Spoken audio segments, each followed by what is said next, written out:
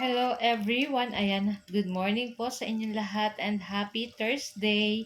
So for today's video ay samahan niyo po ako magluto nitong ating napakasarap na ulam, itong ating pritong daing na bangos at meron din po tayong pork giniling. So tara na guys! At samahan niyo po ako magluto and enjoy watching po. So yan na nga guys, so nag-request yung aking 3 sons. So matagal na raw po kaming di nakakain ng daing na bangus. Kaya yun yung ating lulutuin. And syempre, pinartneran na rin natin ng pork giniling para may pang sabaw-sabaw man tayo sa ating kanin. Kaya na nga guys, sa ating kawali, ayan, nagpainit lang po tayo nitong ating kawali at naglagay tayo ng cooking oil. And then, nagisa na po tayo nitong ating bawang at nitong ating sibuyas. And then, halu-haluin lang po natin yan hanggang lumabas yung bango nitong ating bawang at sibuyas. Pagkatapos ay ilagay na rin po natin dyan yung ating pork giniling or yung ating ground pork. Ayan, tapos syempre halu-haluin po natin iyan at maglagay po tayo ng konting asin. And syempre maglalagay din po tayo ng oyster sauce at konting soy sauce or toyo. Tapos halu-haluin po ulit natin iyan. Ayan, sobrang bango na nito guys. Habang sinasangkot siya natin yung ating pork giniling. So ayan, at naglagay na rin po tayo ng pamintang durog. Ayan, tapos lutuin po natin yan ng ilang minuto. So tatakpan lang po natin yan dahil magtutubig pa po itong ating pork giniling. So yan nga guys, so after ilang minuto, ayan, wala ng tubig yung ating pork giniling. So pwede na po nating timplahan ito guys ng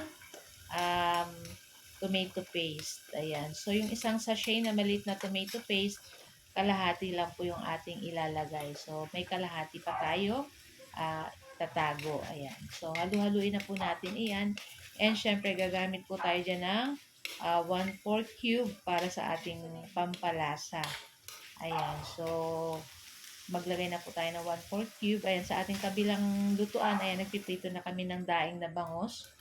Siya na nga at lagyan na po natin ng 2 tasang tubig at palalambutin pa po natin itong ating pork giniling. So, pag ganito mga pork giniling, maliliit yung gayat or pino, madali pong maluto ang pork. So, ayan na nga at after 20 minutes, 25 minutes, ayan guys, malambot na yung ating giniling dyan. Pwede na po natin ilagay dyan yung ating patatas at yung ating red bell pepper. So, lulutuin lang po natin, palalambutin lang natin yung ating patatas dyan.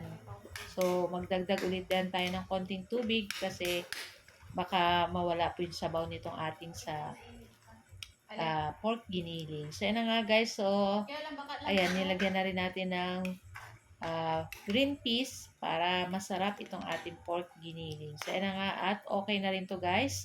So, doon na tayo sa ating daing na bangus. So, yung ating daing na bangus, binabad ko yan sa suka, paminta, asin, ayan, ano pa ba? Bawang, ayan. So, maraming bawang at maraming suka para mas masarap. At syempre, dapat babad na babad. So, yun na nga at luto na rin itong ating daing na bangos. So, napakasarap at perfect dito sa ating pork giniling. So, guys, ayan, ito lang po ang ating video today.